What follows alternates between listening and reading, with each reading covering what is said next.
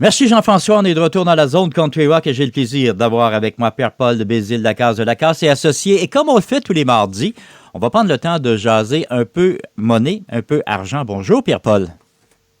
Bonjour Denis. Hey Pierre-Paul, aujourd'hui on va parler d'entreprise particulièrement. Avant de commencer à aller vers comment démarrer une entreprise, puis quels sont les dangers quand on démarre une entreprise, j'aimerais qu'on parle d'une entreprise, c'est quoi? C'est sa raison sociale. Pourquoi qu'on va faire des entreprises? Où on s'en va avec une entreprise? Ouais, ben en fait, il y a différents types d'entreprises. Hein. Il y a le plus simple, c'est un enregistré. Ça, c'est essentiellement, c'est un petit peu comme un travailleur autonome, c'est-à-dire que nos revenus et nos dépenses de l'entreprise sont dans notre rapport d'impôt par le biais d'un annexe. Donc, si on fait du bénéfice, ben on s'impose sur le bénéfice. Donc, on a moins de contrôle, mais c'est plus simple. Donc, il n'y a pas de création d'entité. L'entreprise, c'est la personne elle-même. En cas de difficulté financière, l'enregistrer aussi, c'est simple parce qu'on analyse la personne physique avec ses revenus d'entreprise, c'est toute la même personne. Donc ça, c'est quand même simple. Puis comme je dis tantôt, ben il y a pas beaucoup de, il y a moins de planification fiscale, il y a moins d'avantages à aller chercher à ce niveau-là, mais il n'y a pas beaucoup de coûts de création, puis c'est simple. OK. La deuxième, on peut avoir une entreprise enregistrée et avoir un emploi en même temps, les deux, là. Oui, absolument. C'est vraiment un autre, comme les gens peuvent avoir deux salaires, deux revenus, c'est le même principe. On peut avoir notre entreprise. On peut avoir des employés même dans cette entreprise-là. C'est que notre état financier, nos revenus moins nos dépenses, ben, sont dans un annexe, mais qui rentrent dans notre rapport d'impôt personnel. Fait que quelqu'un qui fait un revenu de 200 000 dans un enregistré puis qui a juste 50 000 de dépenses, ben, il n'y a pas le choix de s'imposer sur 150 000. Là, je résume, là, mais en gros, c'est... OK. Autre entreprise? Oui, ben l'incorporation à la société. Donc, quand on fait le choix, on se démarre une entreprise, mais on peut toujours s'incorporer. Donc, ça, c'est la création d'une nouvelle personne. C'est comme faire un bébé, là. C'est une nouvelle personne morale, qui n'est pas une personne physique, mais c'est une personne qu'on crée avec son patrimoine, ses actifs, ses dettes. Quand on fait une incorporée comme ça, ben il faut évidemment décider qui sont les actionnaires, qui sont les administrateurs. Les gens confondent des fois ces termes-là parce que c'est pas nécessairement la même personne. On peut être 3-4 actionnaires, 100 actionnaires, on peut avoir 2-3 administrateurs, ça n'a pas besoin d'être les mêmes. Donc, c'est des responsabilités différentes et des gains différents aussi. Un actionnaire, c'est le propriétaire de l'entreprise qui participe au profit. Et l'administrateur, c'est lui qui est en charge de s'assurer qu'il y a une bonne gestion. C'est le conseil d'administration, essentiellement. Donc ça, c'est bien important parce qu'il y en a des fois qui vont se partir en affaires, puis ils vont, exemple, font être 2 ou 3 personnes, puis il y a un seul administrateur. Ben, il y a des responsabilités, cet administrateur-là. Notamment tout ce qui est s'assurer que les TPS, TVQ, déduction à la source, la CNESST, le salaire des employés, que tout ça est payé. Et si ça n'est pas payé dans la société, ben, l'administrateur peut être tenu responsable par le gouvernement de tous ces paiements-là. Donc, il y a vraiment une responsabilité importante d'être administrateur. Et en parenthèse, c'est la même responsabilité des administrateurs dans un OBNL. Là. Des fois, les gens sont administrateurs dans des OBNL et ne pensent pas à ça. Là. Mais, donc, il y a vraiment ça. Et dans un incorporé, ben, on peut se verser de l'argent de différentes façons. Quand on a un incorporé, on peut être salarié, on peut être l'employé d'un incorporé, même si on est propriétaire. Donc, on peut se verser du salaire. On peut se verser aussi une distribution des parts des profits qui est du dividende, qui ne se traite pas de la même façon fiscalement, qui n'a pas les mêmes impacts aussi au niveau d'un paquet de facteurs que je ne rentrerai pas dedans, mais c'est toutes des choses que quand on se part en incorporé, on doit vérifier comment on va se payer. Et on a aussi la grosse possibilité intéressante de laisser de l'argent dans l'incorporé. Une incorporation, ça s'impose à un petit taux. Hein. C'est pas le même taux nécessairement que les individus. Donc, exemple, quelqu'un qui prévoit faire beaucoup d'argent, ben, d'avoir une incorporation, ça devient très, très intéressant parce que si on génère plus d'argent qu'on a besoin à consommer nous-mêmes, ben, on n'est pas obligé de la sortir de notre incorporation et donc on paye moins d'impôts. Donc, il y a vraiment une planification, une structure à décider quand on est un incorporé. Est-ce que à ce moment-là, lorsqu'on est un incorporé, qu'on garde l'argent du capital dans le compte de banque, la complexité pour sortir cet argent-là à un moment donné, parce qu'il va falloir qu'elle sorte à un moment donné de là, l'incorporation ne vivra pas toujours, ou en tout cas, peu importe, là, à un moment donné, cet argent-là va sortir. Et la façon de sortir cet argent-là, est-ce qu'on va faire un peu comme un riz, la sortir morceau par morceau? Ça ressemble-tu à ça? Ben, en fait, oui, la morceler année par année, ça peut. Il y en a qui vont sortir de l'argent plusieurs années plus tard, mais qui vont le répartir sur plusieurs années au moment où les corporations arrêtent. Il y en a qui vont se créer des compagnies de gestion aussi pour être capables de transférer les sommes dans une compagnie de gestion pour séparer l'argent, en fait, parce que normalement, une incorporée qui est une entreprise qui a des opérations, ben, elle va pas se garder de l'argent en fou dedans dans l'incorporation, parce que s'il y a un problème, mais c'est tout de l'argent qui pourrait être saisissable. Donc, on veut la sortir de là. Donc, oui, il y a des mécanismes, il y a des choses à planifier quand on a une incorporation.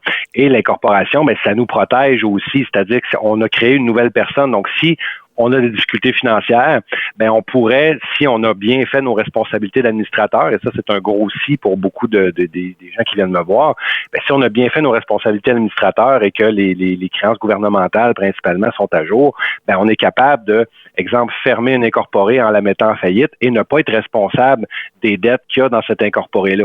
Mais il faut faire attention, c'est pas toutes les dettes qui sont comme ça, à cause des responsabilités de l'administrateur. Là.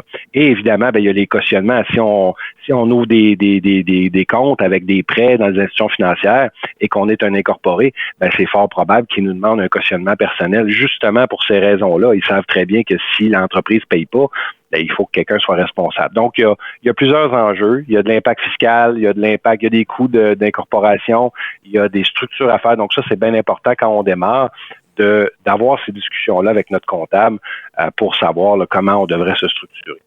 Parce que lorsqu'on sort de l'argent d'une incorporation, elle est imposable. Il ne faut pas se leurrer. Là.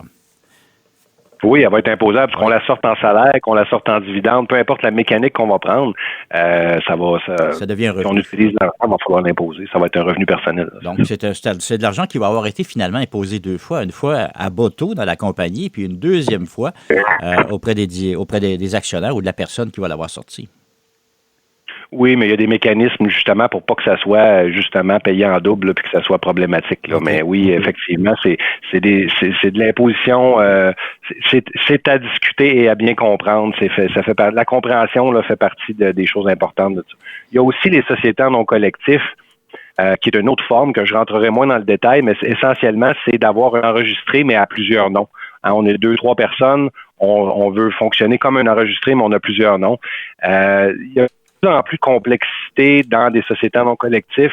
La compréhension des gens, souvent, est pas très bonne non plus. Fait que c'est sûr que moi, de ce que je vois, là, il y a beaucoup plus de problèmes dans cette méthode-là.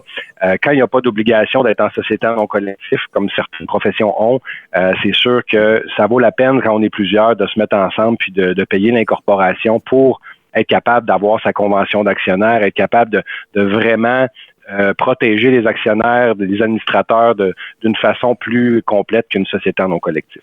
Ce que je perçois, moi, à travers de tout ce qu'on vient de parler là, c'est qu'il y a une façon de démarrer ces entreprises-là pour le faire convenablement. Et je ne serais pas surpris que, Pierre-Paul, tu me dises, il y en a plusieurs là, qui partent, mais qui ne partent pas de la bonne façon. Là. Ben c'est exactement ça. C'est moi ce que je constate, c'est qu'il y a beaucoup de gens qui commencent une entreprise et qui ont des mauvaises connaissances de leurs obligations, surtout comme les administrateurs, surtout les connaissances qui vont toucher l'impôt, les taxes, TPS, TVQ, les déductions à la source. Des fois, les gens, puis l'autre élément aussi bien important, c'est quand on connaît peu quelque chose, on fait confiance à des gens. Idéalement, en tout cas, on a une équipe avec nous qui va nous conseiller. Ben, ces gens-là, on n'a pas de façon d'évaluer leurs compétences si on ne connaît pas du tout ce qu'ils font. Ouais. Fait que ça aussi, c'est un problème parce qu'à la base, on est responsable. Donc, mauvaise connaissance des obligations, puis là, on se fie, puis après ça, les gens dans mon bureau disent « Ouais, mais mon comptable m'a pas dit ça, ou mon notaire m'a pas dit ça, ou mon avocat m'a pas dit ça. » Ouais, mais il y a tellement de choses qu'il faut quand même aller prendre nos propres renseignements pour avoir une base en comptabilité, comprendre des crédits, être capable de lire des états financiers, comprendre ce qu'on fait dans un logiciel comptable. Si on n'a pas ces connaissances de base-là, puis là, je parle pas d'avoir 3 ans d'université là-dedans, mais si on n'a pas une connaissance de base de ça, puis qu'on n'est pas capable de lire un bilan, un état des résultats, on ne sait même pas ce que ça veut dire, ben c'est là que les gens se mettent dans le trouble. Là. Ouais. j'aimerais revenir sur autre chose, parce que là, c'est intéressant ce qu'on parle, mais vendredi, j'étais en entrevue avec notre député Sébastien Damure. On parlait de compte d'urgence, entre autres. Est-ce que Sébastien m'apprenait, puis là, on parle de gestion, c'est que 250 000 PME au Canada, semblerait-il, sont en problème pour rembourser ce compte d'urgence-là. Donc, si je ne m'abuse, 60 qui sont ici au Québec. Les PME, c'est sur ça qu'est assis notre économie. C'est assez impressionnant ce que je viens de dire là comme montant. Là, si on parle de 250 000 fois 60 000 dollars, parce que c'est ça le compte d'urgence, c'est 60 000 piastres. C'est de la grosse argent, ça, au Canada? Oui, c'est énormément d'argent. C'est beaucoup d'entreprises qui ont, puis j'en rencontre beaucoup présentement en Abitibi-Témiscamingue, des gens qui doivent faire le calcul entre, bon, est-ce que je vais emprunter pour payer 40 000 à une institution financière, puis je sauve 20 000 de dette, finalement, parce que c'était ça le deal avec le gouvernement, oui. Ou est-ce que je prends le financement de 60 000 puis je le rembourse? C'est sûr qu'il y a toute la notion que l'intérêt sur ce prêt-là est plus basse. Il y en a qui ont juste pas la capacité, la liquidité, là, c'est le nerf de la guerre pour une entreprise. Si on n'a pas la liquidité pour faire les paiements, ben on est mort. C'est plate. On a beau avoir les meilleurs profits du monde, on a beau avoir, mais si on n'a pas de la liquidité pour faire nos paiements, ben c'est là que les banques rappellent leurs prêts puis qu'on est dans le trouble. Donc ça m'étonne pas ce que Sébastien Lemire a dit. Moi, ça correspond aussi avec ce que je vois, c'est-à-dire des grosses décisions présentement à cause du manque de liquidité. Les entreprises sont endettées, les gens aussi sont endettés. Fait que c'est sûr que ça l'amène tous ces problèmes-là. Puis ça fait partie, tu sais, quand on parle des problématiques là, de démarrage, là, ça fait partie des choses aussi d'être le manque d'expérience, de comprendre bien, OK, on va chercher un prêt, on est-tu responsable, bien lire son contrat, connaître son marché. C'est toutes des choses qui fait que ça met les gens en difficulté. Puis ce prêt-là, ben, il a été donné à beaucoup, tu sais, à toutes les entreprises qui l'ont demandé essentiellement. Et donc c'était très. Il y a des gens qui n'avaient pas du tout besoin, qui ont pu profiter de 20 000 $ donnés gratuitement avec l'intérêt de cet argent-là qui a été placé. Et il y a d'autres entreprises que ils en ont eu besoin pour leur survie. Et ça n'a pas aidé, ça a juste permis de survivre, ça n'a pas aidé les liquidités. Et là, la journée où il faut le rembourser, là, on a de la misère en plus du reste, là.